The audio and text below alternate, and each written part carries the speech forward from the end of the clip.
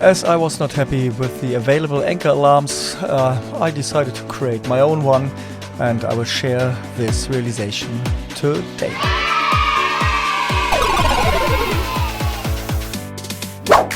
Welcome back. Today we will discuss the last of my 3 major improvements I did this year on my boat. We already spoke about 2 of them, about the smart shunt to monitor battery capacity, about the Shelly switch, but today we will discuss the most comprehensive one, the anchor alarm. I did it on my own because I was not happy with what's available, and yeah, take a look what I did. Alright, this, what you see here, is the realization, and you see that's a Node-RED environment, but you see a map.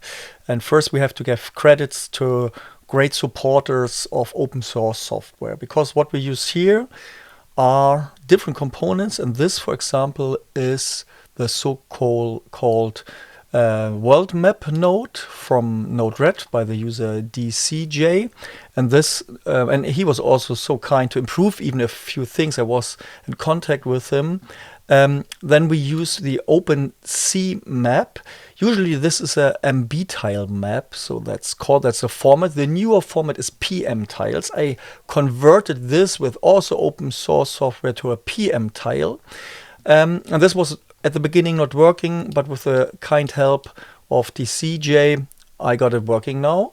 And this is really great because PM tiles offer some more, let's say, convenient options for the integration part. So we have the map. It's an offline map. It works without a connection now. The node itself usually works with Google Maps, for example, but this is now offline integration, which is necessary for our anchor alarm. And then we also use the KIP dashboard by the user MX Tommy, and he also did some improvements during my sailing, and because I tried and improved this whole setup of the anchor alarm step by step. So at the end, it's got a very comprehensive solution, and I can't go into all the bits and pieces today because it's too much information at the end, but I will try to explain how the little parts work together and how you can do it on your own, and then I will offer you the source code so you can basically install it directly. First of all, we take a look how this is now working, not how it's implemented, how it's working. We have 2 different views. One is the direct view on a web browser on the world node itself. And the second one, which is also possible, is the KIP dashboard. So you might not see the difference immediately. So this is the KIP dashboard, which I use on my boat itself. And when I have several screens here on my KIP dashboard, when we go to the anchor screen, you see also the world node, because the KIP dashboard offers the possibility to set a web-based view here on one specific widget, and I do this here on the world map itself.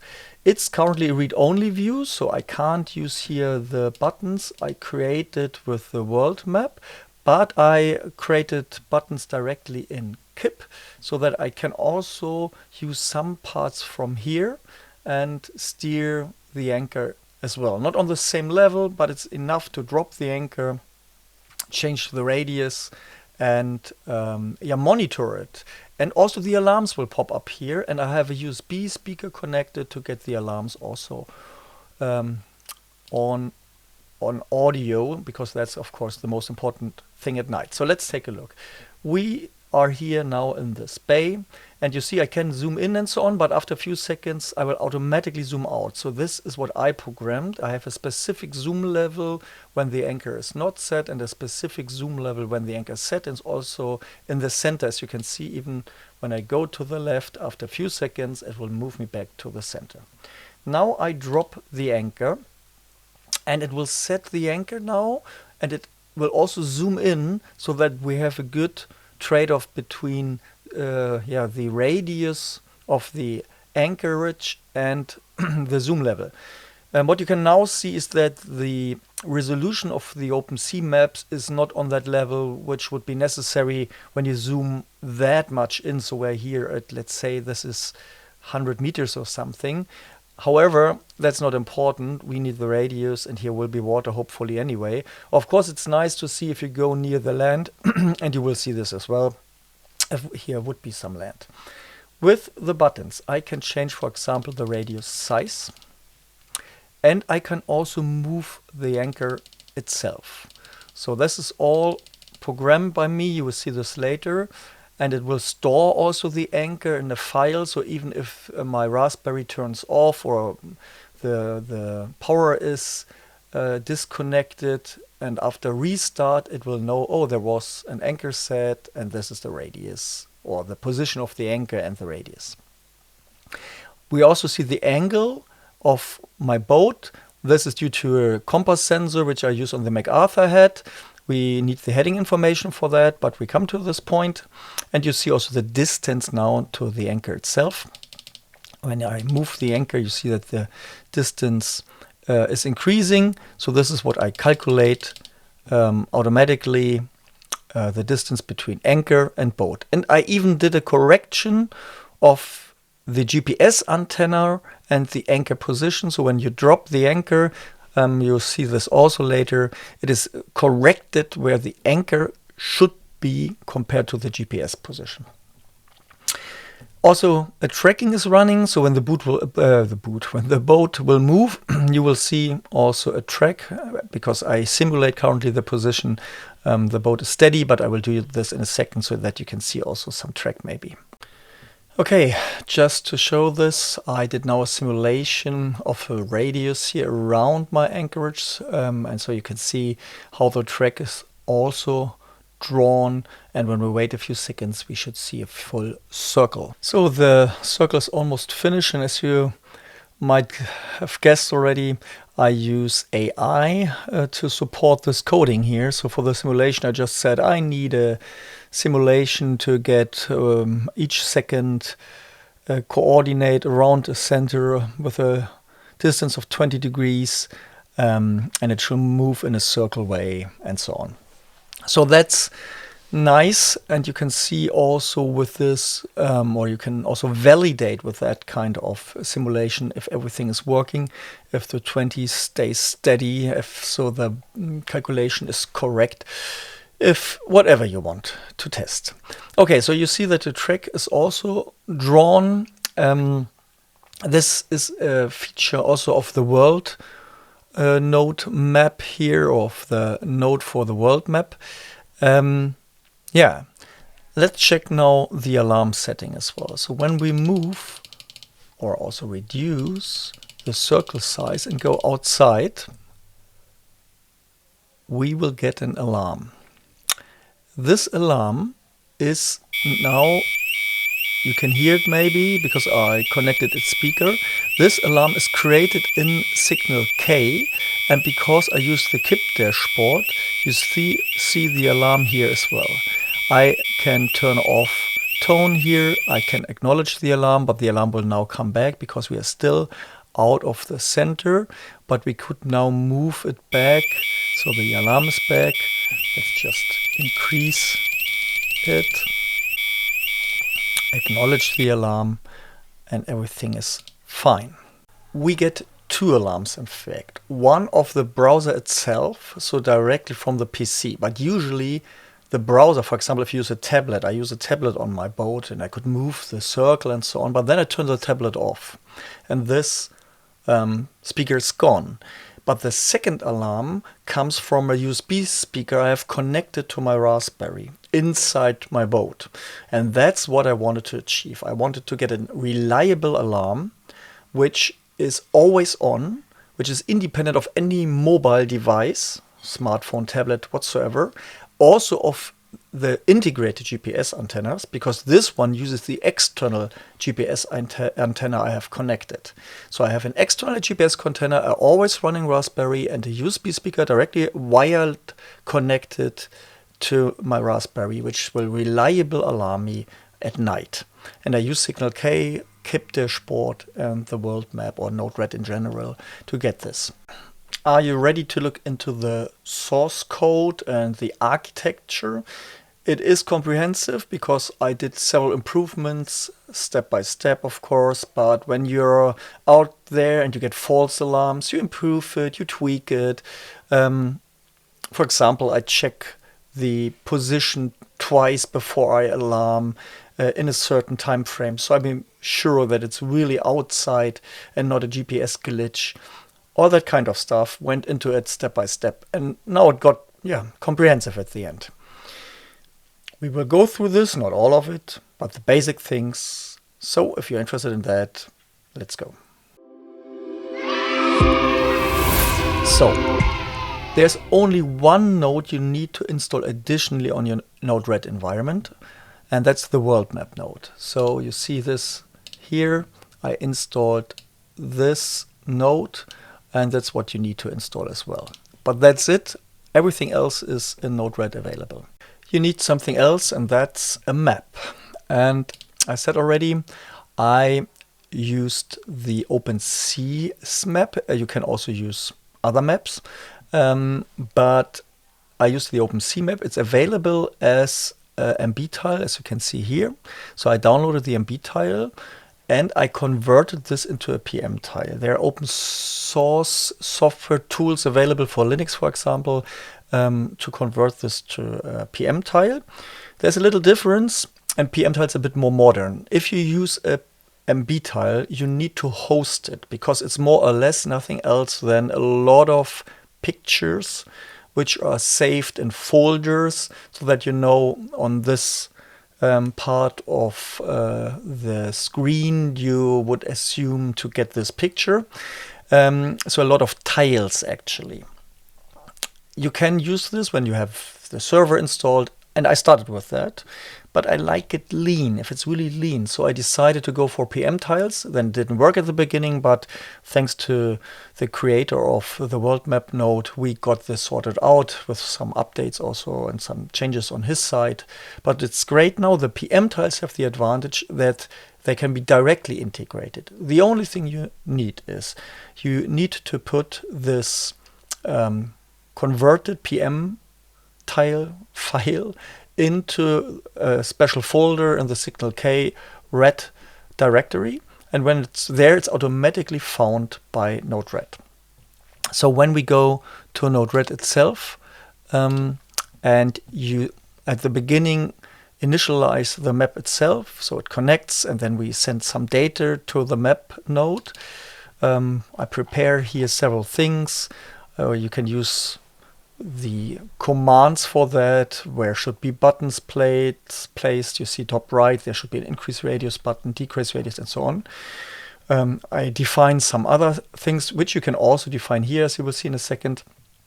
I set it to a specific position already, and here you see I had zoom levels defined before, but I could remove this now with the PM tiles because the PM tiles are much easier to integrate. Let's keep it this way because we're now getting too much into details. And here you see the layer I choose. And this is actually the layer of the file name. So the file name itself defines the now existing PM tiles layer I choose. And then we send this directly to the world map node. But you see here are also some things you can configure. So here you can do this either in the command section, let's say, or directly here in the UI. But you see I can't define the map. Yes, I can set a map here in this options, as you can see it here, but only the maps available by default, and you need an online system for that because we use an offline map. I didn't select any map here, just set custom map provider, but even if I do not say this, I already sent a command, please take this layer, so this map, and that's an offline map. So it works as follows. You need a world in node that will trigger if somebody connects. And when somebody is connected, little delay created, I create this base layer or information also in commands and send it to a world map node so that the user who sees this node at the end, or the that's one node together, will get the settings. You see I have two connected clients currently. That's my PC and the Raspberry. Let's put another one on. I don't have access in this case, so maybe also good to show this, because that's now an incognito user. I need to log in on Signal K, because Signal K, when the security is on, and in this case the security is on, you need to log in. You can turn security off in Signal K, then you don't need this anymore. And when we are now logging in, it works. And when we go back to Node-RED, you see that 3 are connected. And each gets his own information, let's say. But I made it that way. If somebody is changing something, we created new also for the other clients, so that all see the same.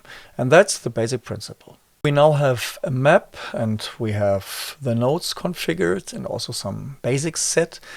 But we need information, and we get this information from Signal K. So you see, for example, that I grab the position here in this case. I take it currently from a simulation source, but usually you get it from your GPS antenna via Signal K. And same for heading. Also, in this case, a simulation, but usually I take this from the onboard compass sensor, which is available for the MacArthur head. If you have any other source, take it. It's also working without heading, but then you can't correct the position of the anchor compared to your GPS antenna. Also, you can't see the angle of the boat on the map, which is nice, I think, so that you can see, do I show towards the anchor. Of course, this compass sensor is not perfect, but it's better than nothing and usually works okay. I use a filter node here, so it's by default available in Node-RED. These filter nodes can be configured to several things. In this case, I have block it until the value is bigger than, so you can do comparisons here, but you will see this in the source code.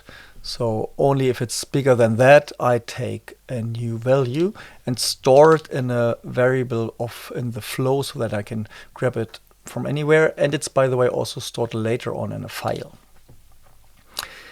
For the position, there is a watchdog running. This watchdog checks if there's data received all the time, and it sends, if there's no data for 60 seconds, a message. And you see this message is a Signal K alarm with sound and visual, and the message position lost.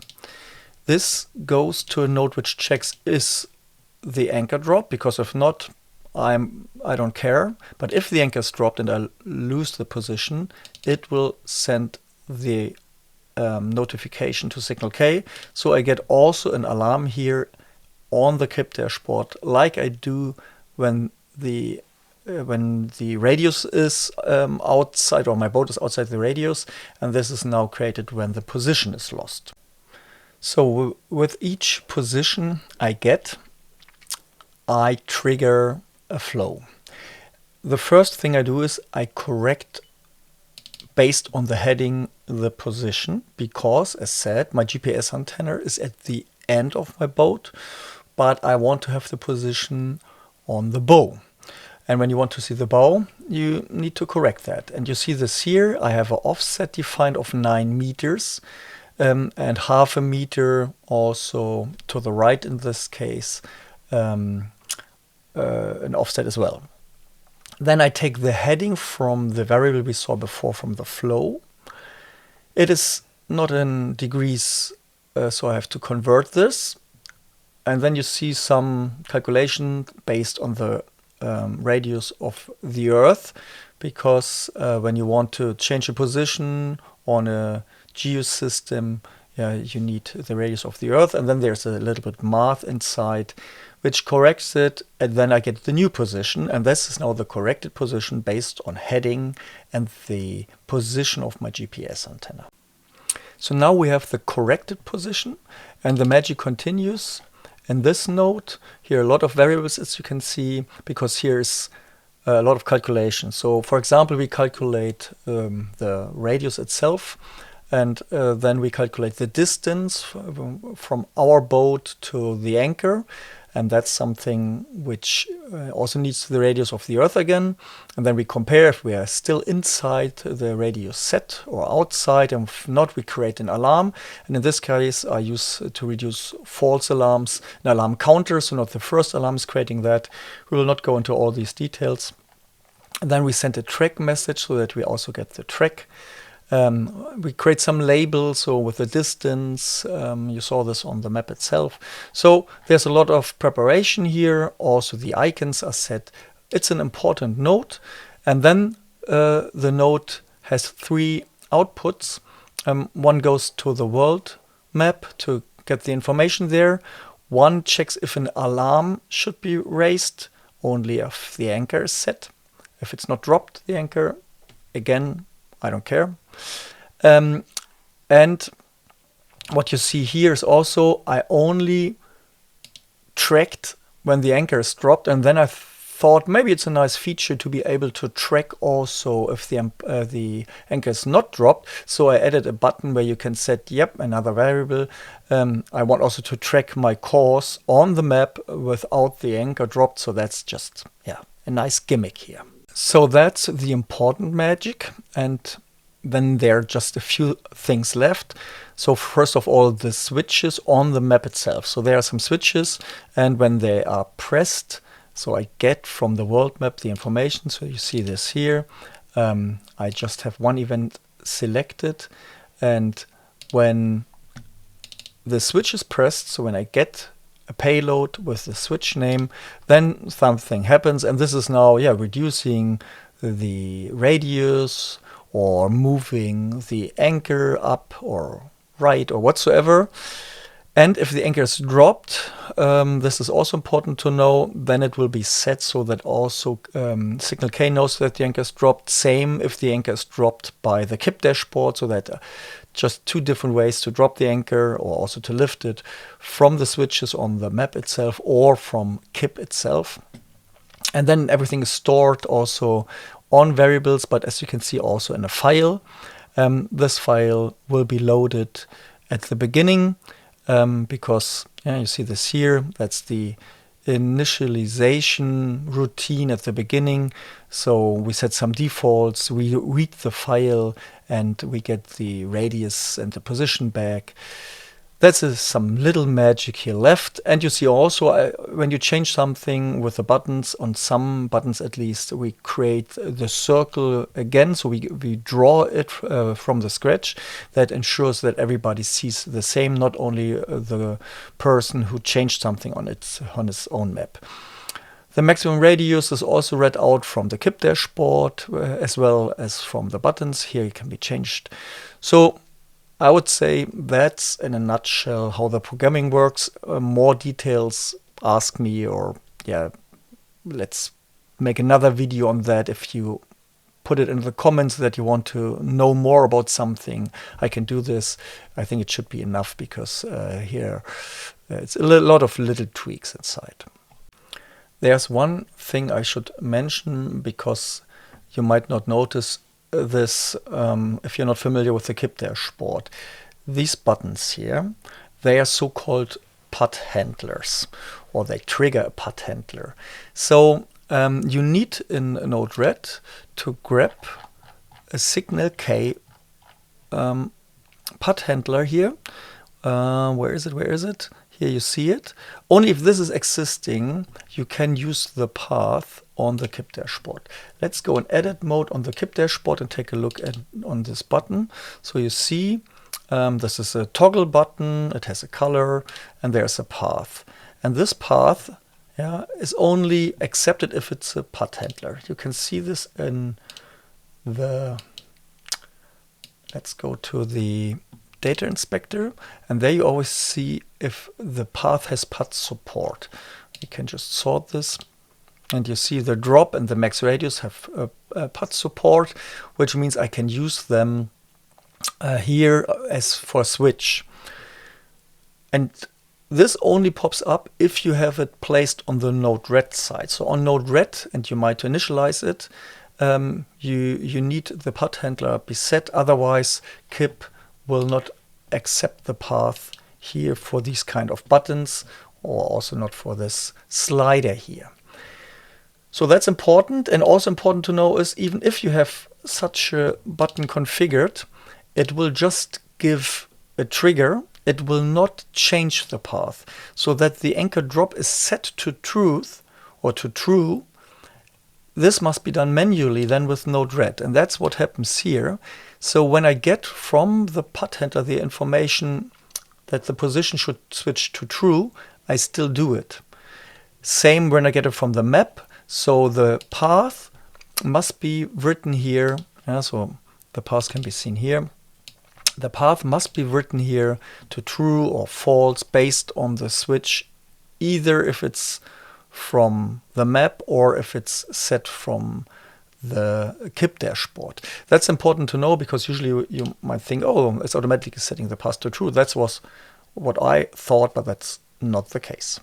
So with that, we get a nice anchor alarm, which is reliable because it runs on our Raspberry with a speaker connected directly. You don't need a mobile phone. It has the external GPS antenna, and you can tweak it on your own. You can improve the code against false alarms, or even more accurate, whatever you like.